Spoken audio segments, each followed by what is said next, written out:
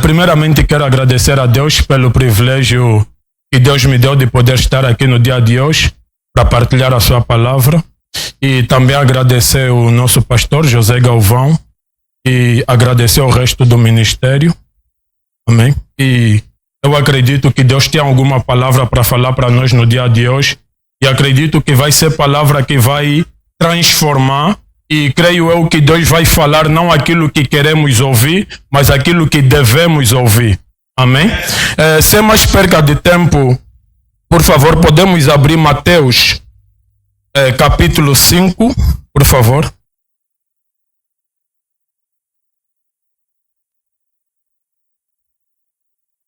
Acho que dei um grito tão grande que o bebê não para de falar. Não está emocionada por me ver no púlpito. Amém? Sem mais perca de tempo, Mateus capítulo 5. Eu vou fazer questão de ler do versículo 3 até o versículo 12, nesse caso. Amém? Assim diz a palavra do Senhor. Bem-aventurado os pobres de espírito, porque deles é o reino dos céus. Bem-aventurado os que consolados, porque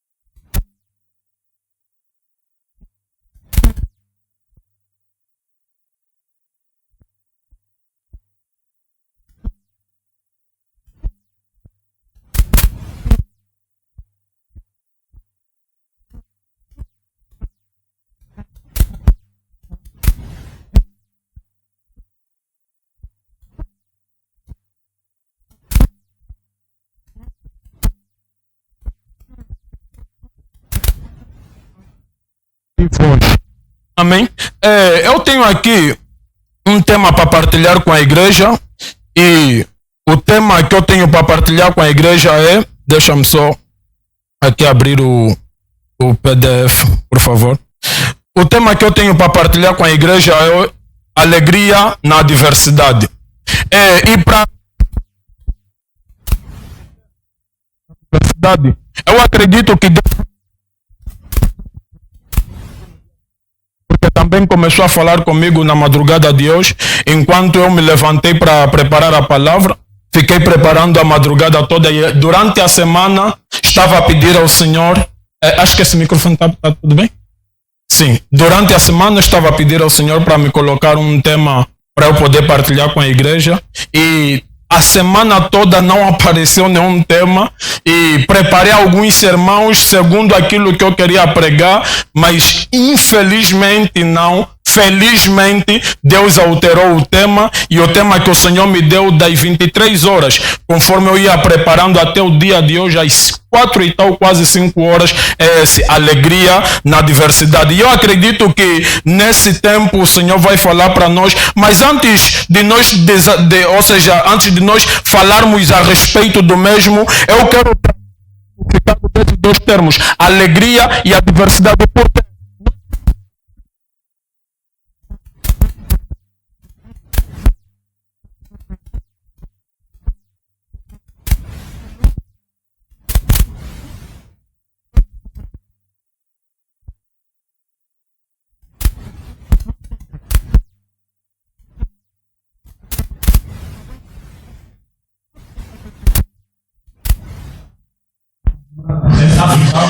A igreja toda acorda. Acho que tá bom. Amém. Deus seja louvado por isso. Acho que é só sempre na minha vez que o microfone tem problema. Não sei se a minha voz também. Mas Deus seja louvado por isso. Alegria e adversidade. Quais são os significados que eu tenho ouvido? Ou seja, segundo o dicionário, a respeito da palavra alegria. Alegria tem consigo significado felicidade, satisfação interior, contentamento, gratidão, entusiasmo, regozijo, paz interior e espiritualidade. E a diversidade tem consigo os seguintes sinônimos: dificuldade, contratempos, problemas ou crises, circunstâncias desfavoráveis, momentos de aflições, desafios pessoais, situações de crises ou emergência, testes ou aprovação, momentos de aprendizado, oposições ou esterilidades. E quando nós começamos a ver o significado do termo alegria ou da palavra alegria, conseguimos também ver o significado da diversidade. Logo nós começamos a entrar dentro do assunto, daquilo que Deus quer nos transmitir, daquilo que Jesus quer nos transmitir. E nós encontramos Jesus em Mateus, ele a dizer o seguinte: não ameis o mundo nem o que nele há,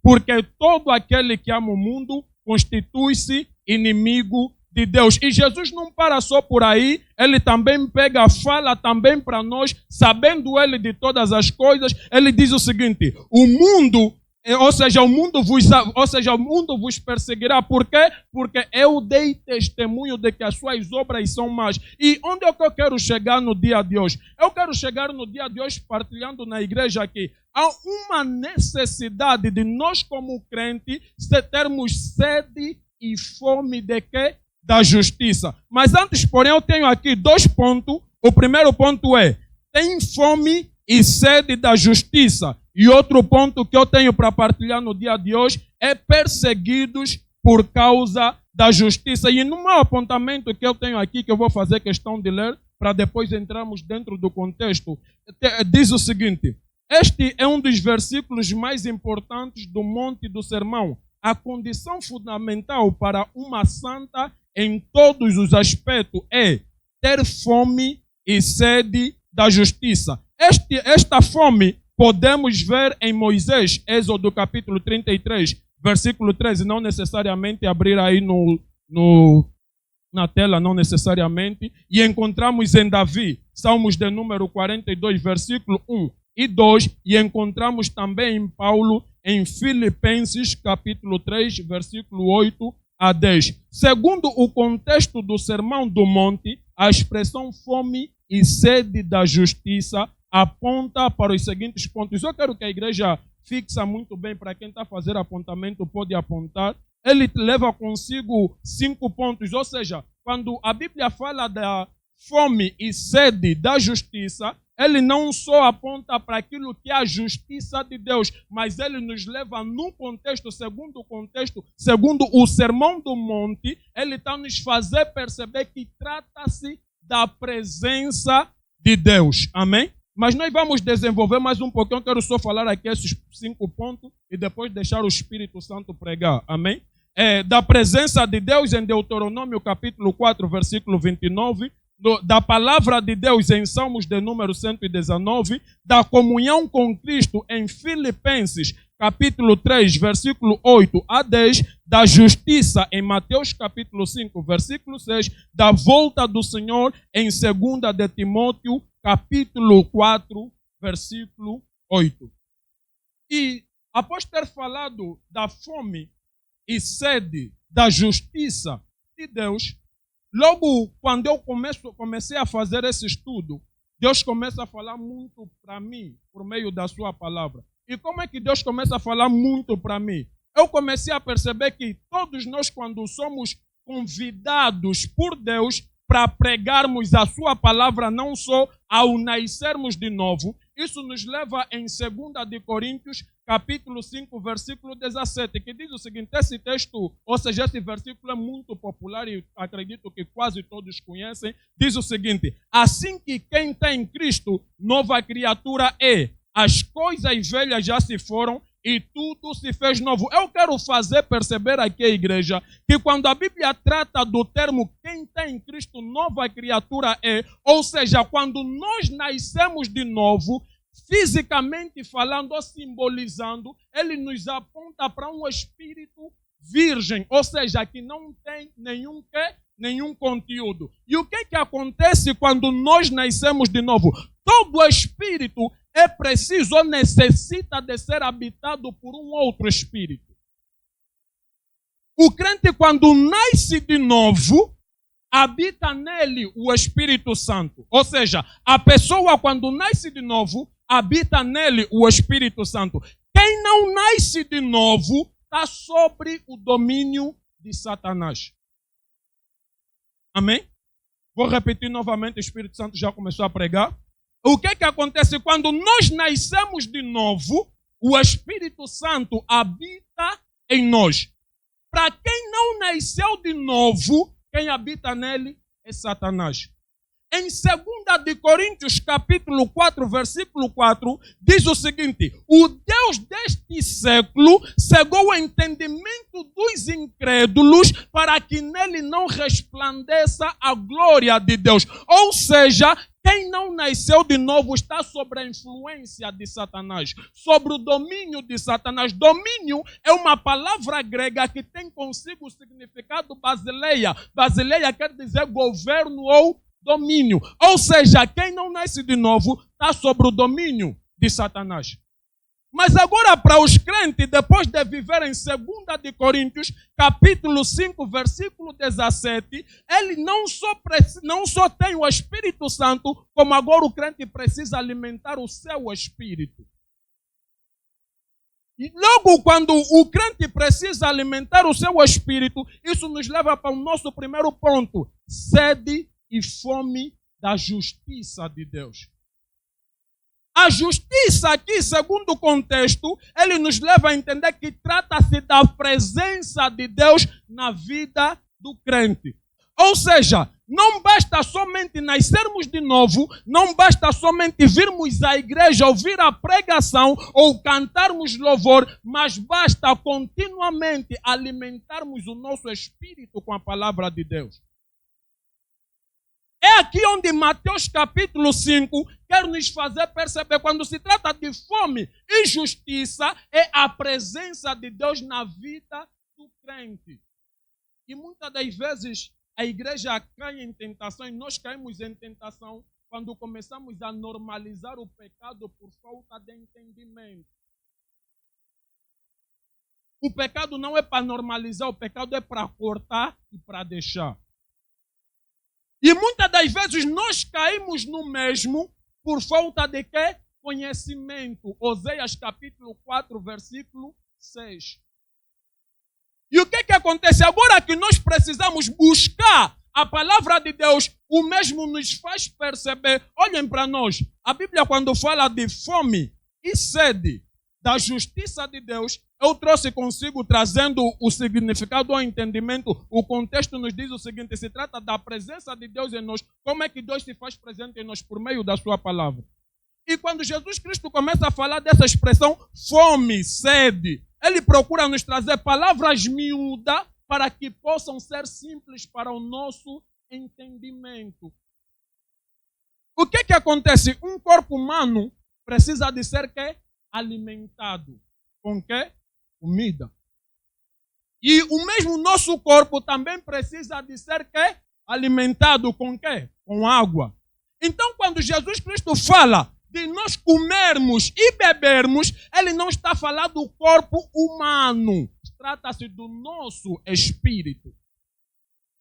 Por quê? Porque agora que nós nascemos de novo, o nosso espírito precisa ser quê?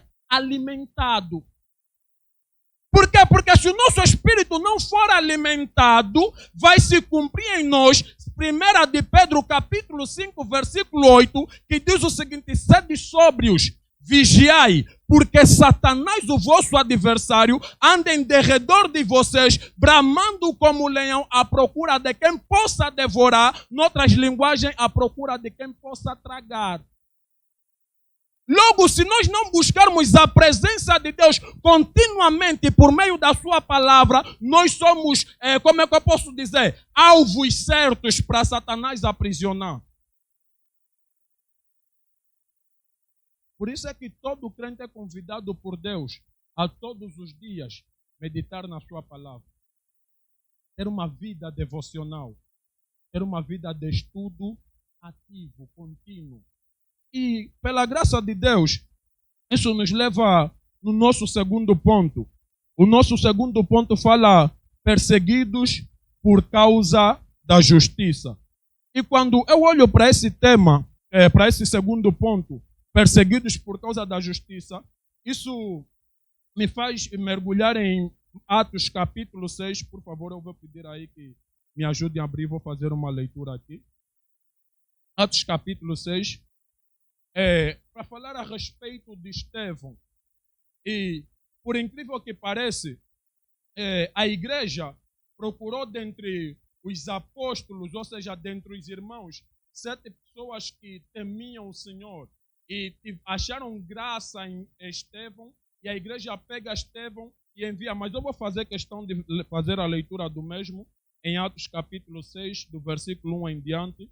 Diz o seguinte: ora, naqueles dias, crescendo o número dos discípulos, houve murmuração dos helenistas contra os hebreus, porque as viúvas daqueles estavam sendo esquecidas na distribuição diária. Os 12, convocando a multidão dos discípulos, disseram: não é razoável que nós deixemos a palavra de Deus e sirvamos as mesas. Escolhei, pois, irmãos dentre vós, 7 homens de boa reputação, cheios do Espírito Santo e de quê? Cheio do Espírito Santo e de quê? Eu vou parar aqui, depois vou continuar. Provérbios capítulo 1, versículo 7, diz o seguinte: o temor do Senhor é o princípio de toda sabedoria. Irmão Gonçalves, onde é que queres me levar e o que é que queres me fazer perceber? Eu vou te fazer perceber segundo aquilo que o Espírito Santo quer transmitir no dia de hoje. É o seguinte: quando Provérbios capítulo 1, versículo 7 diz que o temor do Senhor é o princípio de toda a sabedoria, Deus está nos dizendo o seguinte: não existe sabedoria em Deus sem o temor a Deus. Ou seja, nunca vamos nos tornar sábios enquanto não houver temor a Deus.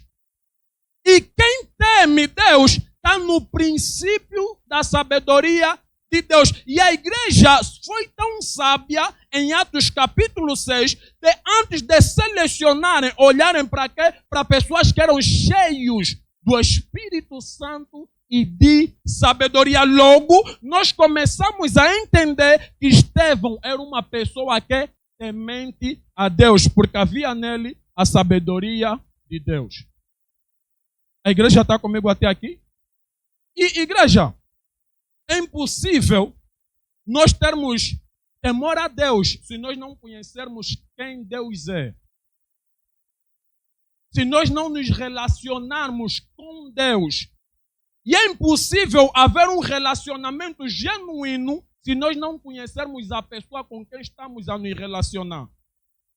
Então, na medida em que nós buscamos a presença de Deus, isso é a justiça de Deus, logo nós começamos a conhecer quem Deus é e procuramos nos relacionar com a pessoa de Jesus. Então, esse relacionamento gera quê? Confiança. E essa confiança gera quê? Ousadia. E por meio da palavra que veio em nós, que produz em nós fé, a palavra de Deus não só contém fé, mas também libera fé para nós. E isso podemos encontrar em Romanos capítulo 10, versículo 17, que diz o seguinte: ora, a fé vem pelo ouvir e ouvir a palavra de Deus. Ou seja, não existe fé, é impossível sermos cheios do Espírito Santo se não houver fé em nós. E essa fé só vem por meio da quê? Da palavra. E, ultimamente, Satanás tem tido muito triunfo contra a igreja nos dias de hoje, porque, por incrível que pareça, nós não tiramos, durante o dia, nem sequer conseguimos tirar 30 minutos para estudarmos a palavra de Deus. E muitas das vezes as desculpas é: não, tenho estado muito ocupado.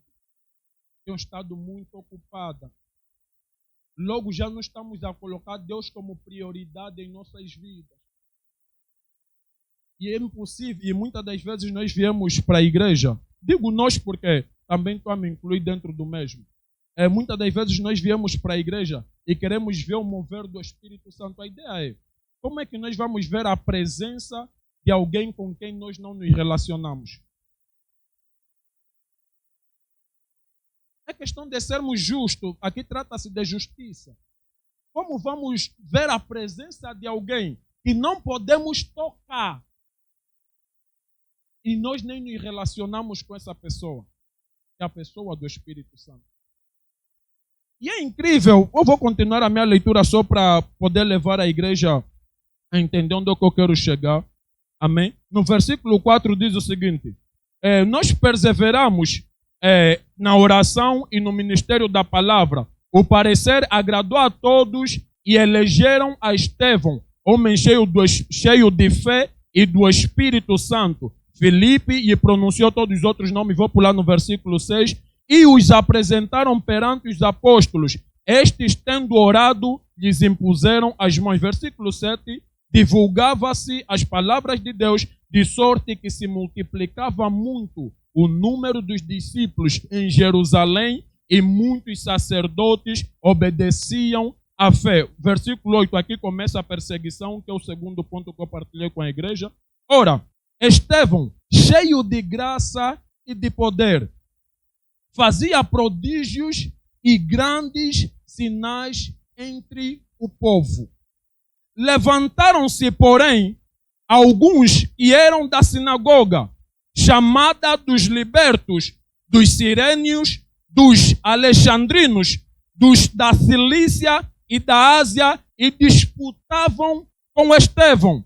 E olha, vamos só perceber aqui o versículo 10. E não podiam resistir à sabedoria e ao espírito com que falava.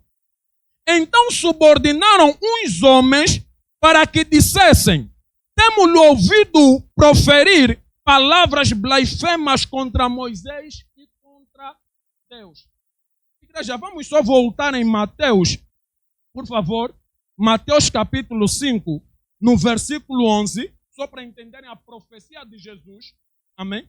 Bem-aventurados sois vós quando vos injuriarem e perseguirem e mentindo disserem todo o mal contra vós. O que acontece, igreja? É que quando nós olhamos em Atos capítulo 6, versículo 11, está ligado com a profecia de Jesus em Mateus capítulo 5, versículo 11. E é tão incrível que ambos calham no versículo 11. A ideia é: Estevão, podem fazer esse estudo em casa para quem quiser fazer. Estevão nunca conheceu Jesus. Segundo a Bíblia, não há relatos de que Estevão viu Jesus. Não existe relato. Então, Estevão nunca conheceu Jesus, nunca viu Jesus, mas ele obedeceu a palavra. Agora que Estevão está obedecendo a palavra, a Bíblia está dizendo, pela obediência, gerou que? Fé em Estevão por meio da palavra. Romanos capítulo 10, versículo 17. Agora essa muita fé faz de Estevão ser alguém cheio do Espírito Santo e de poder. Não existe método, não existe caminho, não existe atalho de sermos cheios do Espírito Santo sem temor e sem conhecimento da palavra de Deus. Então agora esse Estevão que está cheio de sabedoria, cheio do Espírito Santo e cheio de poder, está se cumprindo nele que é perseguição. Eu quando começo a entender, pastor José Galvão e igreja, é que é incrível, o diabo quando espiritualmente não consegue nos confrontar, quando fisicamente não consegue nos tirar do caminho do Senhor, nem tão pouco consegue nos matar, porque na verdade o diabo não mata crente. Eu não acredito que o diabo mata crente, ou o crente se desviou e morreu fora da presença. Mas enquanto nós estivermos debaixo da presença de Deus, vai se cumprir em nós o que está escrito. O anjo do Senhor acampa ao redor daqueles que o temem e os livra de todo o mal. Não há hipótese de Satanás na vida de um crente. Não concordo com isso, porque a Bíblia não concorda. Então agora o que acontece? O diabo não consegue matar Estevão, espiritualmente falando. Agora ele levanta pessoas que estão sob o domínio dele. Eu partilhei isso no início, 2 Coríntios capítulo 4, versículo 4. Quem não nasce de novo está sob a influência e sobre o domínio de Satanás.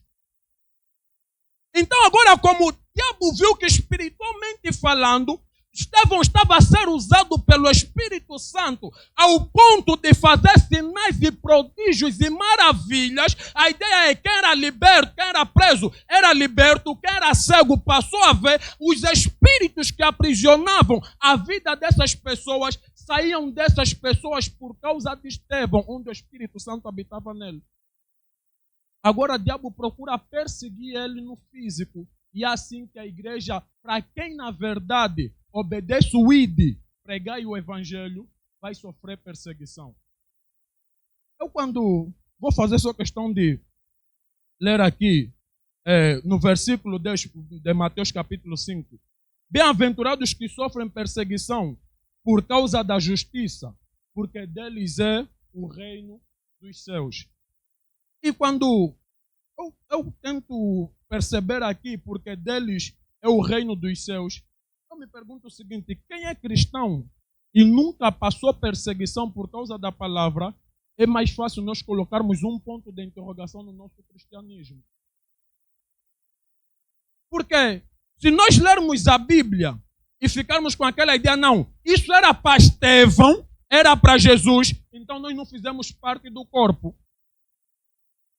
Porque em João capítulo 17, do versículo 1 em diante, Jesus, quando ora a Deus, ele diz: Pai, essas orações não faço apenas para aqueles que estão comigo, mas para aqueles que hão de vir. Está a se referir à geração vindoura. E nós somos essa geração vindoura. Então, se Jesus ora para nós que íamos vir, que não conhecemos Jesus humanamente falando, então o ID também é para nós. Logo, quando nós nos levantamos para pregar a palavra, a perseguição vem.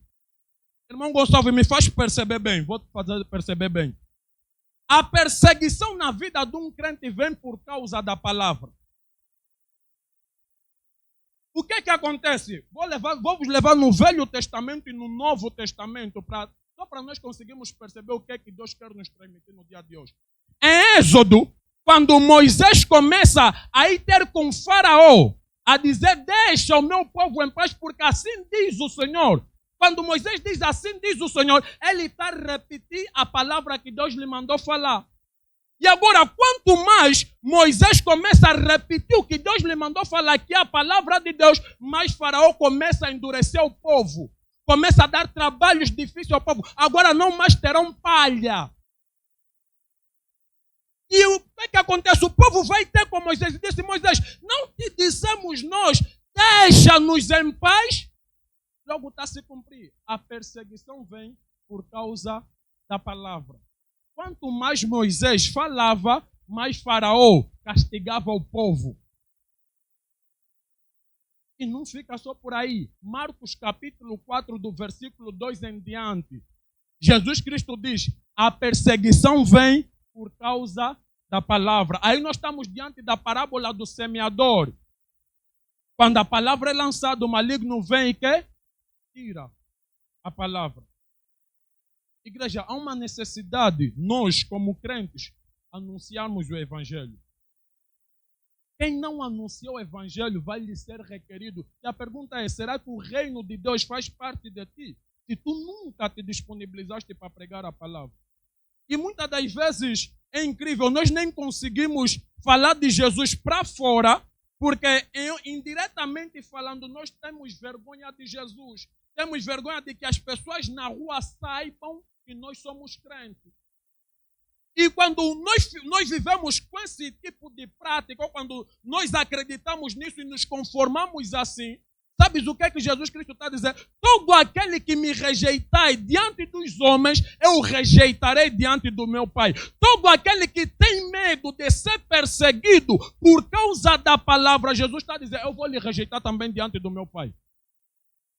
Por isso é que em Mateus capítulo 7, do versículo 1 em diante, a Bíblia diz que naquele dia muitos dirão: Senhor, Senhor, não expulsamos nós demônios no teu nome. Apartai-vos de mim, porque eu não quero.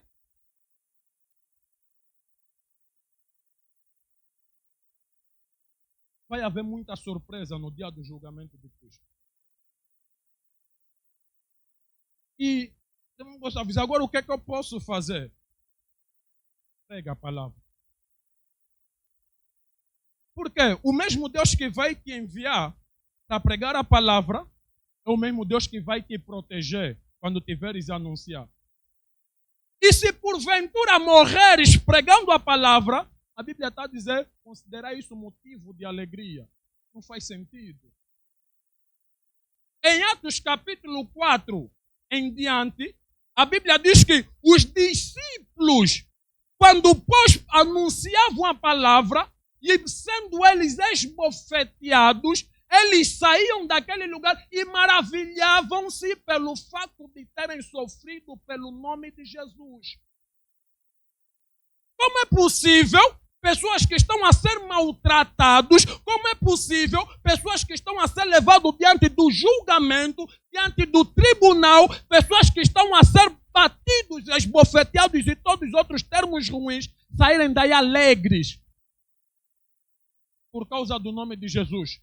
Porque eles entenderam que ser crente não é só vir à igreja, ser crente não é só dar oferta, ser crente não é só dar dízimo, ser crente não é só estar aqui e ouvir louvor e todas as outras coisas. Eles entenderam que mais do que estar aqui, o ímpio é que precisam de ouvir isso. Por isso é que muitas das vezes nós começamos a ver conflitos dentro das igrejas. Não digo aqui, graças a Deus, aqui não temos isso. Pessoas, todos querem pregar. Por quê? Porque, na verdade, eles querem aparecer diante do homem e não fazerem aquilo que é o mais importante, que é anunciar o evangelho fora. E, igreja, eu quero partilhar aqui um testemunho da minha vida, como é que aconteceu comigo. Eu, quando me entreguei ao Senhor, quando aceitei Jesus e tudo mais, então comecei a me isolar muito, a estudar muito a palavra de Deus. Comecei a estudar muito, porque eu estava com fome e sede. Eu não sabia que estava com fome e sede, mas comecei a estudar muito. Então, depois, o que é que aconteceu? É que naquele muito estudar, naquele muito ouvir a palavra de Deus, então o Espírito Santo começou a contender comigo. Tens que ir pregar a minha palavra. Mas não é assim com uma voz audível, não vos vou mentir, mesmo ministrando no meu coração, aquela voz não me deixava sossegado. Então eu disse, pá, eu aqui mesmo estou frito, é uma linguagem que nós usamos muito em Angola. Eu disse, olha, aqui estou frito. Peguei, não, pá, vou ter que fazer alguma coisa. Eu disse, não, talvez o Senhor depois vai me entender, mas continuei a estudar. Quanto mais eu estudava, mais o Espírito Santo me incomodava de partilhar a palavra de Deus para alguém. Na minha igreja eu não era conhecido, ainda não tinha, o Senhor ainda não me usava e tudo mais, nem basicamente eu era só um novato na fé. Então, com aquele muito conhecimento, eu disse, se eu for no meu pastor e lhe pedir para pregar a palavra de Deus, não vão me aceitar, vão falar, você que se converteu recentemente e quer púlpito para quê? Para trazer heresia? É o que eu acho que talvez ele me diria. Então, eu vi, não, o que é que me impede de ir nos autocarro e partilhar a palavra? Eu disse, não, nada me impede. Então só preciso de pegar no meu trocado, no meu dinheiro, pago o autocarro e falo de Jesus no autocarro. Então o que é que acontece? Todos os dias em que eu saia da minha casa para ir no autocarro, graças a Deus, não é porque não estudava e não trabalhava. Graças a Deus eu estudava e trabalhava, mas eu procurava ter sempre tempo para o Senhor para fazer isso. E o que é que acontece? Quanto mais eu me disponibilizava em nos autocarros com os meus valores, no primeiro dia foi o seguinte, foi muito difícil para mim. E eu quero vos mostrar qual é a importância de nós fazermos isso. E é nesse ato de nós pregarmos a palavra que as perseguições aparecem. E o que é que aconteceu? Eu peguei e subi no autocarro e fiquei ali no autocarro. Antes de subir no autocarro, fiquei na paragem. Passou um primeiro autocarro, o autocarro estava muito cheio de sniper. Eu sou bem vergonhoso, vou começar a pregar aqui como? Tem essa gente toda, vou deixar esse passar. Aquele passou, fiquei ali uns minutinhos, já não via mais nenhum outro autocarro. Eu disse, não, eu preciso fazer alguma coisa. Comecei a ficar triste, porque eu disse, olha, aqui se não aparecer mais algum, eu disse, sair da minha casa, orei ao Senhor, dizendo, Senhor, eu quero pregar a tua palavra e tudo mais, vou obedecer o que o Senhor está me mandando, mas infelizmente não foi o que aconteceu. Passado muitos minutos, quase uma hora, aparece um autocarro, eu subi aí, subi o autocarro, estava ligeiramente vazio. Acredito que foi Deus quem fez aquilo. Eu estava a me alegrar porque o autocarro estava vazio, teria mais liberdade de pregar. Deus, como é mesmo Deus, acredito eu que tocou no coração do motorista, o motorista ficou aí muitos minutos na paragem, começou a entrar mais pessoas do que o primeiro autocarro que foi. Eu disse, olha, agora aqui mesmo, pronto, fui. Peguei, o autocarro começou a dar os primeiros passos, Eu disse, não, eu preciso fazer alguma coisa. E o diabo começou a colocar isso no meu coração. Por que você pregar hoje? Você pode pregar no outro dia, aqui está muito cheio. Eu não sabia que era a voz de Satanás, porque eu era novato na fé. Mas eu entendo agora que é voz de Satanás, porque Satanás não quer que nós anunciemos o Evangelho. Então, estando aí no autocarro, eu peguei e disse, não, vou pegar. Levantei, dei lugar numa senhora, numa vovó, e fiquei aí de pé e orei ao Senhor, disse, olha, Pai, por favor, me dá força para anunciar a tua palavra. E igreja, por incrível que pareça, eu quando começo a pregar a palavra de Deus naquele autocarro, mais de 10 pessoas aceitaram Jesus. Mais de 10 pessoas aceitaram. Porque, igreja, e o mais agravante é que antes de eu fazer o apelo para aceitarem Jesus no autocarro, pessoas começaram a me falar, enquanto eu pregava, porque o lábio começou a ficar branco, fui já basicamente tomado pelo Espírito Santo, aquele era ousadia no pregar. Então, o que acontece? O diabo sempre vai levantar alguém. Então, levanta pessoas e começam a zombar de mim. Dão água no pregador, o pregador tem sede. Comprem bolacha para o pregador tem fome. Então, o diabo começa a levantar essas pessoas para anularem e aniquilarem o Evangelho. Por quê? Porque a palavra que liberta está a ser confrontado. E pela graça de Deus e pela sabedoria que Deus me deu naquele autocarro, eu não dei ouvido. Quanto mais eles falavam, mais eu aumentava o meu tom. Então, o que eles viram? A única forma aqui é deixar esse pregador pregar. Então, o diabo foi derrotado e Jesus venceu naquele autocarro. Porque no final de tudo, eu levei pessoas a aceitarem Jesus. Mais de 10 pessoas. E como vi que naquele dia foi bom, quando cheguei no terminal, disse, não, ainda tenho aqui dinheiro. Agora, como eles disseram que eu tenho que beber água, vou comprar água aqui. Comprei água e fui no outro autocarro, subi de novo a pregar. Mais de 10 pessoas novamente no segundo autocarro, no mesmo dia, aceitaram Jesus. E por que eu quero partilhar isso com a igreja? A igreja, não existe perseguição sem o anúncio do Evangelho. E Deus só conta conosco. Nós somos as únicas pessoas que Deus conta com eles para anunciar o Evangelho. Deus nunca vai enviar anjo para virem na terra para irem pregar o Evangelho para os ímpios. Anjos são seres ministradores que vêm para servir aqueles que são herdeiros da salvação. Hebreus, está escrito. Eles vêm para servir quem? Vêm para nos servir, para te servir, para nos servir. E nesse servir também está inclinado o quê? A proteção. Por isso é que a Bíblia diz que o anjo do Senhor acampa ao redor daqueles que o temem e os livra de todo mal. A ideia é, enquanto tivermos a anunciar o Evangelho, nós temos o anjo de Deus, temos a presença de Deus para nos proteger. E se nós morrermos anunciando o Evangelho, a Bíblia está a dizer, nós somos bem-aventurados. Olha, vale a pena morrer na presença de Deus do que morrer na ausência de Deus. E, olha, acredito que Deus está a falar para muita gente aqui. E eu te levo uma palavra de reflexão. Como é que está a tua casa? Será que tens a certeza que se o teu filho, a tua filha morrer hoje, vai ser salvo? Por quê? Olha, nós vamos nos tornar muito sábios em ganhar os de fora se nós conseguirmos ganhar primeiro os da nossa casa. Antes de eu ter que começar a ir pregar nos autocarros, quando comecei a estudar muito a Bíblia, eu primeiro tive que levar a minha família para Jesus para se cumprir o que está escrito. Eu e a minha casa serviremos ao Senhor. O meu pai, graças a Deus, hoje ele é crente. A minha mãe, graças a Deus, hoje ela é crente. Eu não sou de uma família cristã, mas Jesus me levantou e eu consegui ganhar a minha família toda para Jesus. E, igreja, não existe coisa melhor do que nós termos uma casa de pessoas que buscam o mesmo Deus. Não, olha, é uma paz que reina aí, porque a todo momento em que cada um tentar se comportar mal, você vai lhe mostrar a Bíblia Sagrada e, querendo ou não, nós vamos apisaguar a atitude de Satanás que queria colocar no coração do nosso irmão. Porque muitas das vezes nós nos preocupamos com tanta coisa. Nós nos preocupamos em virmos para a igreja, mas nós nem temos a certeza se na nossa casa nós conseguimos ganhar todos. E se o teu filho, se a tua filha, se o teu irmão morrer, será que tu tens a certeza se ele vai ser salvo ou não? O estilo de vida do teu filho, da tua filha, apresenta frutos dignos de arrependimento? Apresenta de que se ele morrer, está junto do Pai? E olha, igreja, para Deus me dar esse tema no dia de hoje, eu estou aqui, mas a madrugada de hoje para mim foi muito difícil, porque eu comecei a preparar o que eu estou a pregar no dia de hoje.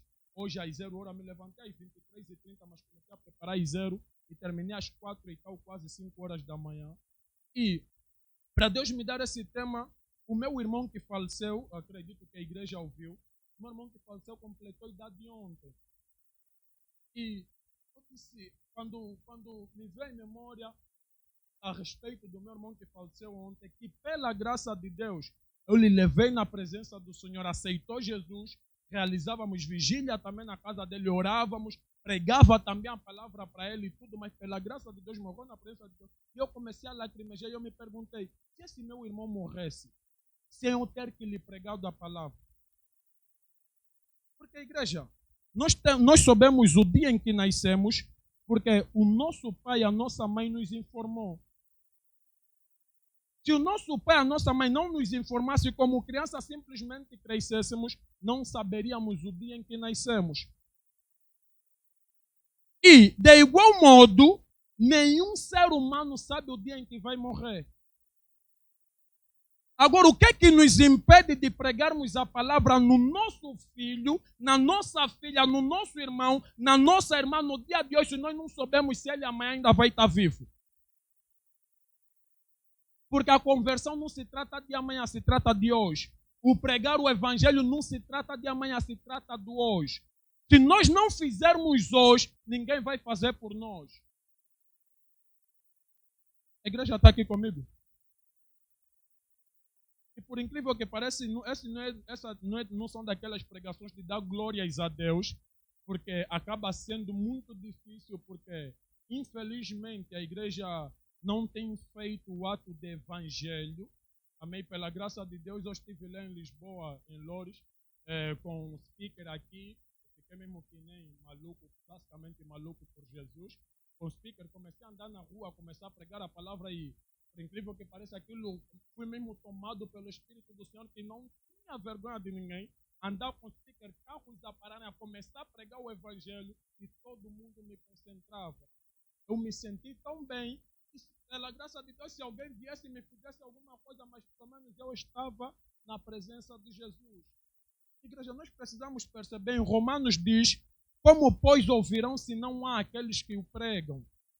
E ele diz, bem-aventurado e formoso são a perna daqueles que anunciam o evangelho. Quer dizer, enquanto eu anunciava e enquanto eu continuo a anunciar, Deus está dizendo, Gonçalves, tua perna é formosa. Eu me alegro com isso. Igreja, eu faço um convite e peço um desafio para indo terminando já a mensagem. Façam um esforço de partilhar a palavra com aquele que Deus te enviou. Deus sempre vai colocar pessoas nas nossas vidas, mas não, olha, eu já tenho uma idade elevada, não. Independentemente da tua idade, se ainda tens a consciência e ainda consegues falar de Jesus no teu neto, no teu bisneto, fala da palavra, prega a palavra. No teu primo, prega a palavra, não espera o amanhã, não deixa que não, Deus envia uma outra pessoa para lhe pregar. És tu que deves fazer isso. E quando nós conseguimos ganhar as pessoas da nossa casa, por mais que vamos ser perseguidos, não só na nossa casa, como também fora, quando nós conseguimos ganhar os da nossa casa, nós nos tornamos muito sábios. Porque é mais difícil nós levarmos ao Senhor o nosso irmão ou a nossa irmã do que alguém de fora. Alguém quer concordar comigo? Eu vou explicar por quê. Por que é mais difícil levarmos a Jesus, a nossa família, o nosso irmão, a nossa irmã? Porque ele sabe dos nossos erros e nossos defeitos. E todos os dias está conosco na mesma casa. Então é muito difícil nós levarmos essa pessoa para Jesus, porque ele sabe que nós muitas das vezes falhamos contra ele. É mais fácil de fora aceitar Jesus por meio de nós, porque não vive conosco, mas já o nosso irmão é muito difícil. Então, logo, o estilo de vida do crente vai ser muito exigida. Quer dizer, o crente vai ser obrigado a se parecer mesmo com Cristo. Atos capítulo 11, versículo 26. Na Antioquia foi a primeira vez em que os discípulos de Jesus foram chamados de cristãos. Então a ideia é, quanto mais nos relacionamos com a pessoa de Jesus, mais parecemos com ele, só conseguimos ganhar os nossos irmãos por causa de quê? Do estilo de vida que nós levamos e porque agora vamos nos parecer com Cristo. E quem consegue ganhar o da sua casa, está preparado para ganhar de fora. Amém, igreja? Alguém está aqui comigo? Eu vou já terminar, vou fechar a minha Bíblia. Minha palavra está boa, mas o que é bom não demora muito. Amém? E, igreja, eu partilho no dia de hoje. Jesus quer que nós preguemos o Evangelho. Eu queria pregar João capítulo 8 no dia de hoje. É um sermão que eu já estava preparando, um sermão que eu estou para partilhar com a igreja no dia de hoje. Mas pela graça do Senhor, muitas das vezes o Senhor faz isso conosco, né? Nós que pegamos a palavra, muitas das vezes pegamos, não, vou preparar isso, não, está muito bom, nesse dia isso vai ser um fogo. Mas muitas das vezes o Senhor vem, tá bom, eu vou te mostrar quem mostra o fogo, quem derrama o fogo, altera a mensagem toda. E quem não obedece, vai vir aqui, vai pregar, mas nós mesmos vamos sentir que Deus não falou para a igreja. Amém? Mas eu convido a igreja no dia de hoje, aqueles que podem, porque eu acredito que você pode. Jesus está a depender de nós. Deus precisa que nós preguemos a palavra. Amém? E para terminar, eu espero que a graça de Deus esteja com cada pessoa que aqui está. E sem mais perca de tempo, agradecer a presença de todos que estiveram, sem esquecer o nosso pastor José Galvão, que deu o privilégio de partilhar a palavra de Deus aqui. E agradecer à igreja também por estarem aqui e por poderem vir ouvir a palavra de Deus. E eu acredito e peço, não tenham medo da perseguição, preguem a palavra, deixem que Deus cuida de vocês. Amém? Deixem que Deus cuida de vocês, preguem a palavra. Se nos baterem por causa da palavra, a Bíblia diz, considerai isso motivo de alegria. Se mentirem contra nós, considerem isso motivo de alegria. Por isso é que o tema é alegria na diversidade. Estás a passar dificuldade, mas mesmo assim permanecem alegre. Estão a mentir contra ti, mas mesmo assim permanecem estando alegre. A ideia é, nós não precisamos viver da paz que o mundo dá. Jesus Cristo diz, eu não vos dou a paz como o mundo vou lá dar, mas dou a paz que vem de mim. A ideia é, a nossa paz não depende das circunstâncias. A nossa paz não é momentânea como a dos ímpios. As coisas vão bem, estamos alegres. As coisas vão mal, continuamos alegres. Por quê? Porque acreditamos no nosso Redentor. E soubemos que o nosso Redentor quer.